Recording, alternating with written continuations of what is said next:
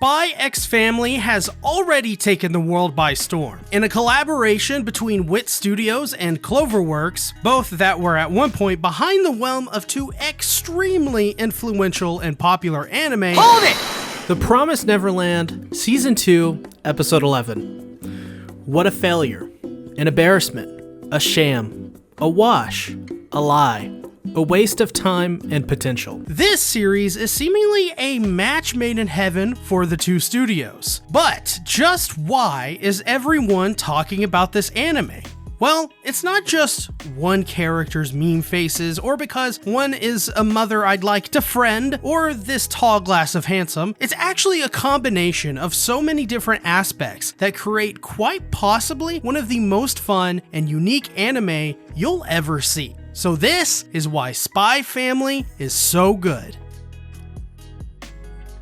To start off, I think Spy Family's biggest asset is that it's able to balance out so many different larger-than-life personalities like Anya, Yor, and Twilight. These characters all have a major role, a major secret in Spy Family that builds tension and creates drama. Though it also uses these moments to create comedy as well, which Spy Family is so good at delicately balancing. For example, Anya in one episode draws a picture of her parents basically doing what their job entails, which is murdering and killing people. For a moment, there is actually a high tension that builds as Yor and Twilight are actually going to go see what she's drawing on this board, and in turn, this may blow her cover as an Esper. This is obviously bad because blowing her cover may mean that she'll be returned to the orphanage or even used by people if her secret gets out. So the audience is right there with Anya, on the edge of our seats wondering what will happen to her next.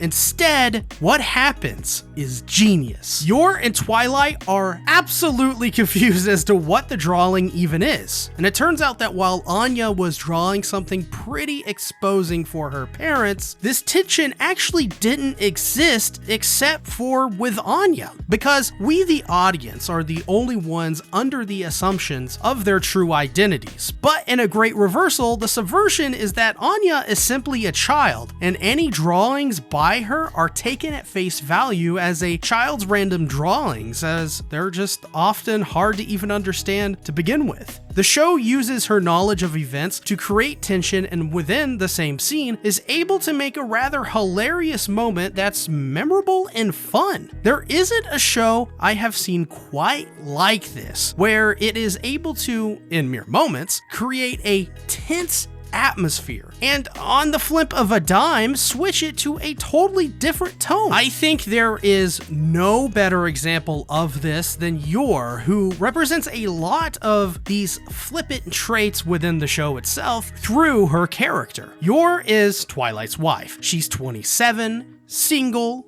beautiful, but can't for the life of her find a husband to settle down with. This is important because, as expressed through subtle world building, something I'll have a future video on if you want it, so leave a comment down below and like the video, Yor is in many ways a black sheep and ripe for targeting.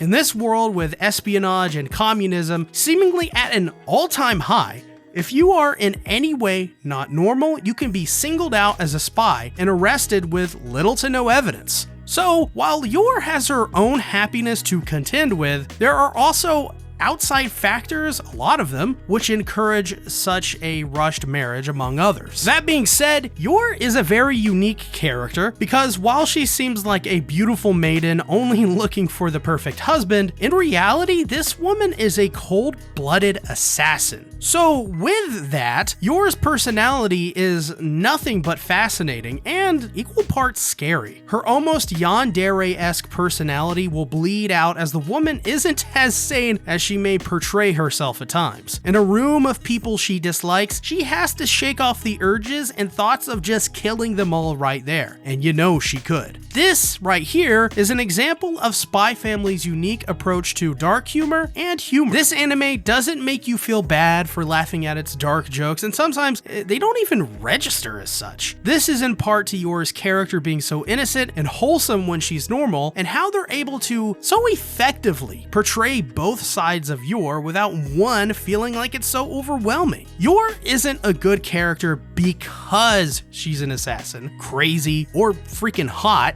nor is she a good character because she's a supportive and caring mother. Yor is such a good character because Yor is a balance of both of these sides.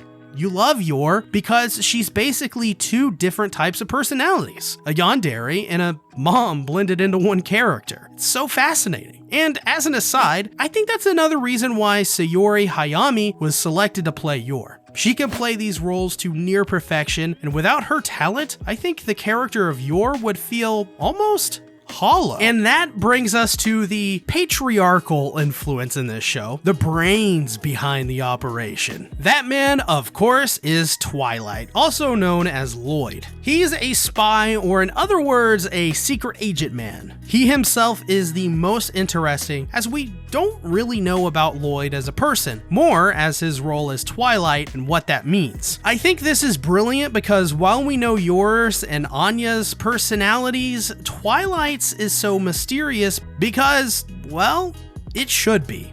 He's a spy who has given up the joys a normal man would have. A family, a job, a set personality. He is anyone he needs to be, but can never be who he is. And that's why Twilight is so great as a character. He's also sort of the straight man of this anime as well, often serving as the man who is trying to make things go as smoothly as possible, but something crazy ends up happening in the end. This is best observed in the first episode, which had Anya getting into Twilight's spy gear and broadcasting his location. This led to Anya being captured and Twilight having to save her. And this episode, I think, brilliantly sets up Twilight, who, as a man, is such an elite at his job that at all times he is ready for the floor to fall out from under him. And almost even more impressively, when it does, he is so good that he can continue his life with Anya based on choice alone because he is just able to threaten those out to kill him so well that they just give up. Keep in mind, this guy is just one guy in that moment, and he was able to take on an entire mob of people with semi-relative ease. That being said, Spy Family isn't so special just because of Yor, Twilight, or Anya, like I said before. It's not popular because people can make memes about it, like I said before, and it's just not another slice of life that can fit in with the likes of Kaguya-sama or Komi-san. Spy Family is the sum of its parts come together to create one of the best spy family, no, scratch that, pieces of fiction I've seen in a very long time. If you don't believe me, and I get how you could be skeptical from such a seemingly hyperbolic assessment, let me explain further. So as we know, Spy Family can't work without the three main characters. This is because much of the show's dynamic, tension, drama, and comedy solely depends on the interaction between these three characters. Anya's Esper abilities not only gives Anya a reason to be a more unique and involved character in the series, but it also is a direct conflict with Yor and Twilight, but as well, Anya herself. This is because if Anya is caught, she will likely go away, but also by using her abilities in the manner, she is able to drive the plot forward, often in very entertaining ways. For example, when Twilight is looking for a suitable wife, it's Anya who reads Yor's mind and figures out that she's one of the single MILFs in Twilight's area, and it ain't clickbait. Not this time. But not at all. Anya, while being more intelligent for her age than a regular 4-year-old, is still a child at heart, so not really knowing the ramifications or the messed up situation she's in, she not only goes in with it, but does it so that she can be entertained. This is a wonderful use of Anya's age in the story, and in some ways mirrors Yor's innocence and Twilight's devilish charm to get her way. For Twilight, it's much more interesting. In fact, some aspects are very similar to Yor and Anya, which we'll get to why in just a moment. Though with Twilight, he has a mission to infiltrate and uncover highly secret and classified information on his targets. His goal is to successfully complete the mission by pulling off his cover of a happy family somewhere in alternate timeline Europe in the 50s and 60s. So to do that, he has to keep the family together almost like a real father figure role. I also think it's rather charming that they all are so happy to go along with Twilight's mission despite them often getting into mishaps and grave situations. Both Anya and Yor seem to feel protected around Twilight, which adds to the family dynamic the show portrays quite often. Twilight's character is in many ways the glue of the series, which is surprising as many would think that Anya would be, as she's a meme machine. But in reality, it's this sharp-looking man-hunk that makes the show feel cohesive and solidified. Which, speaking of, brings us to Yor, who I think beautifully rounds out the Forger family household. Her dynamic in the family is really simple, but representative of something that I think is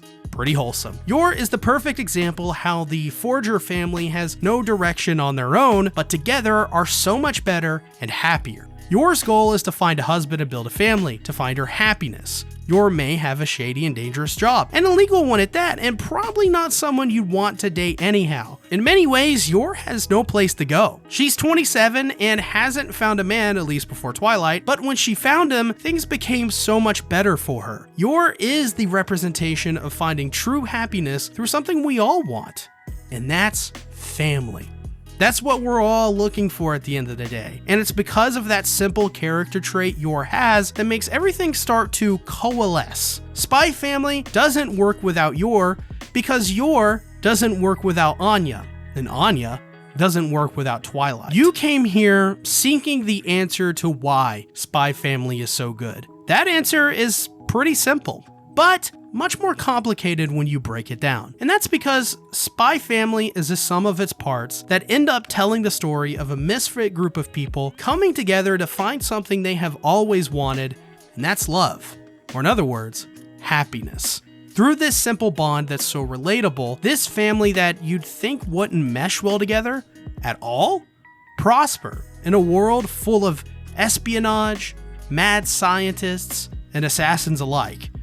And that is why Spy Family is so good. If you want more Spy Family videos, be sure to hit the like button and comment down below. As well, check out my other videos on Attack on Titan, JoJo's Bizarre Adventure, and much more. I'll see you guys over there on those videos. Thank you for watching.